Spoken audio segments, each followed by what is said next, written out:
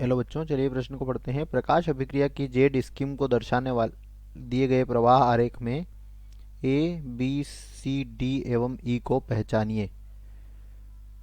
तो बच्चों हमें यहाँ पर प्रश्न में क्या दिया गया है, प्रकाश अभिक्रिया की जो जेड स्कीम होती है इसका प्रवाह आरेख दिया गया है और हमें यहाँ पर ए बी सी और डी और ई की पहचान करनी है कि यह क्या होते हैं।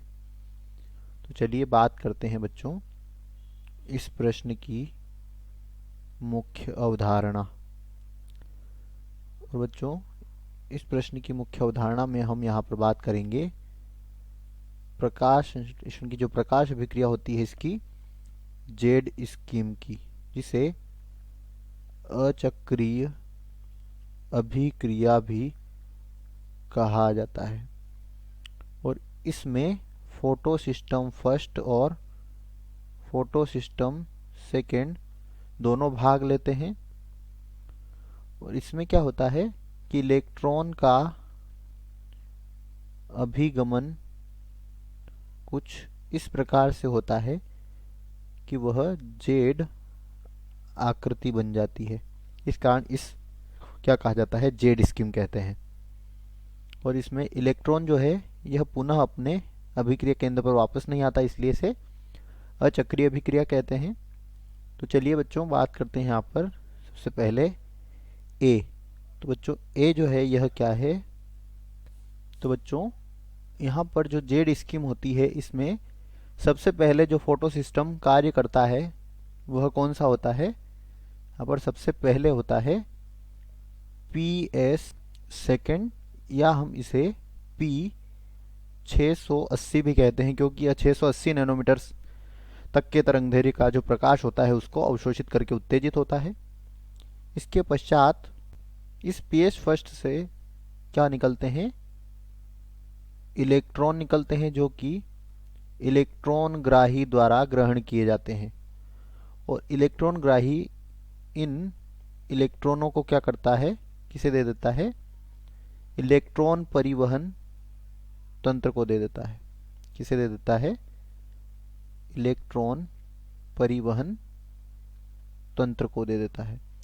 अभी इस इलेक्ट्रॉन परिवहन तंत्र से ये किसके पास जाते हैं, ये जाते हैं पी एस सेकेंड के पास, सॉरी पी एस फर्स्ट के पास, जिसे फोटो सिस्टम फर्स्ट या पी 700 भी कहते हैं, क्योंकि यह 700 नैनोमीटर तरंगदैर्घ्य के प्रकाश को अवशोषित करके उत्तेजित होता है। इसके पश्चात यह किसको दे दिए जाते हैं, इलेक्ट्रॉन NADPH को दे दिए जाते हैं। तो यहाँ पर हम लिख लेते हैं कि किसमें क्या होगा। तो बच्चों ए में होगा क्या, प्रकाश तंत्र द्वितीय या सेकेंड। बी में क्या होगा, बी में होगा इलेक्ट्रॉन ग्राही। इसके बाद सी में होगा इलेक्ट्रॉन परिवहन तंत्र। और डी में क्या होगा, प्रकाश तंत्र द्वितीय। और इसके पश्चात ई में क्या होगा, NADPH। तो यहाँ पर हम विकल्पों को देख लेते हैं। सबसे पहले यहाँ पर पहले विकल्प दिया गया P700, तो बच्चों P700 नहीं होगा, P680, ए विकल्प गलत हो गया। इसके बाद है प्रकाश तंत्र प्रथम, तो बच्चों प्रथम और P700 एक ही होता है, तो यह भी गलत हो जाएगा, बी विकल्प। इसके बाद है प्रकाश तंत्र द्वितीय, तो बच्चों यह हमारा सही उत्तर हो सकता है। और डी में भी प्रकाश तंत्र द्वितीय दिया गया, तो यह भी सही हो सकता है। अब बात करते हैं बी। बी में क्या आएगा, इलेक्ट्रॉन ग्राही, तो यहाँ पर ए और बी तो गलत हो चुके हैं। और सी विकल्प में दिया गया है बी प्रोटॉन ग्राही, तो बच्चों यह भी गलत है, क्योंकि बी जो है यह क्या करता है, इलेक्ट्रॉन ग्राही होता है। तो यहाँ पर डी विकल्प में सही दिया गया है। इसके बाद सी में क्या है, यहाँ पर इलेक्ट्रॉन परिवहन तंत्र, और यहाँ पर भी क्या दिया गया है, डी में इलेक्ट्रॉन परिवहन तंत्र।